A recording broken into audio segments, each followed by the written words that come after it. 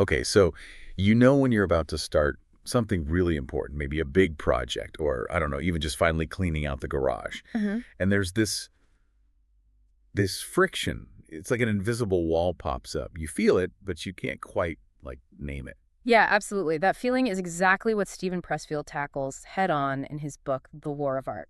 It's a really powerful read. The war of art. He actually gives that invisible wall a name and, maybe more importantly, a way to sort of fight back. So today, let's dive into that. Let's figure out how to spot this thing and, break through it, how to just start. Okay, I'm in. So what does he call this enemy?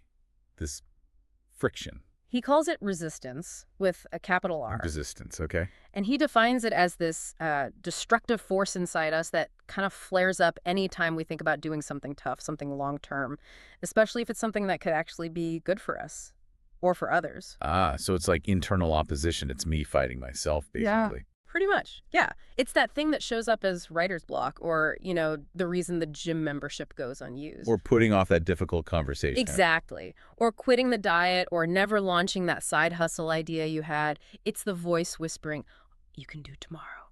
That sounds depressingly familiar. So what are its characteristics? How do we, like, recognize it? Well, Pressfield lays out a few key things. First, it's invisible, right? You feel it, but you can't see it. Second, it's internal. It comes from you, not from your boss or the weather or anything outside. Okay, internal. Got it. Third, it's insidious, meaning it lies. It creates excuses, rationalizations. I need more research. I'm too tired. It's not the right time. Uh-huh, the master excuse maker. Totally. And it's implacable. You can't reason with it. And finally, it's universal. Everyone, literally everyone, deals with it. Okay, so it's this universal internal liar. What fuels it? You mentioned fighting back. What's its weakness? Fear. Plain and simple. Resistance runs on fear. Right, fear of failure, I guess. Fear of looking stupid. Well, yes, that's often part of it. But here's where Pressfield drops a bombshell, really. He says the biggest fear fueling resistance often isn't the fear of failure. No, then what? It's the fear of success. Whoa, hang on. Fear of success. Oh, that sounds counterintuitive. It does, right. But think about it. It's the terrifying possibility that you actually have what it takes, that you could become the person you secretly hope you might be. That's a huge responsibility. Pressfield even says, kind of provocatively, it was easier for Hitler to start World War II than it was for him to face a blank square of canvas. Wow. Okay. That lands hard. The idea that facing our own potential is scarier than, well, almost anything. So if this resistance thing is so powerful and it's feeding on our fear of our own success, how on earth do we fight it? His answer is simple, but not easy. It's to turn pro. Turn pro, like get paid for what you do. Not necessarily about money, no. It's a mindset shift. He contrasts the amateur with the professional. The amateur only works when they feel inspired, Yeah. They play for fun. Maybe they're easily derailed by criticism or fear. Yeah, waits for the muse to strike. Exactly. But the pro shows up every day, no matter what. Doesn't matter if they feel like it, doesn't matter if they're scared. They sit down and do the work. They're committed. It's about discipline over mood. It reminds me of that Somerset Maugham line. Yeah. Something like, I only write when inspiration strikes. Fortunately, it strikes every morning at 9 o'clock. Precisely. That's the professional mindset. Showing up creates the conditions for inspiration, not the other way around. You put in the time consistently. So the act itself is the key. And what about the fear?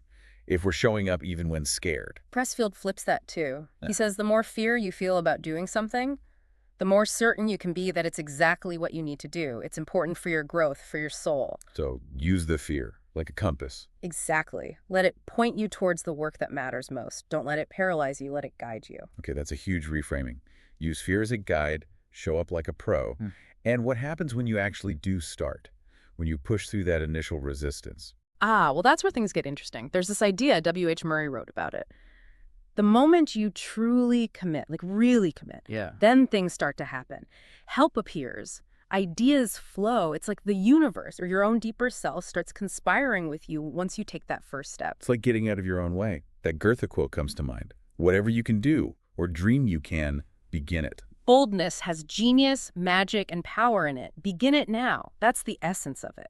Making that start unlocks something. So really, the whole battle is internal. It's identifying that resistance, understanding it's fueled by fear, often fear of our own potential, and then just choosing to show up, to be the professional. That's the core message. It's profound, really. Identify the enemy within, commit to the practice, and take the first step. So for everyone listening, maybe the challenge today is just that. Try this. Pick one thing. Just one small thing resistance has been blocking you on. Could be writing one paragraph, making one phone call, doing 5 push-ups, anything. Keep it small, tangible. Yeah. Don't negotiate with resistance. Just do the first tiny action. And then just notice. Notice how it feels to have simply begun. That first step really can be the hardest, but maybe also the most powerful. Just start. Try it today. You might surprise yourself.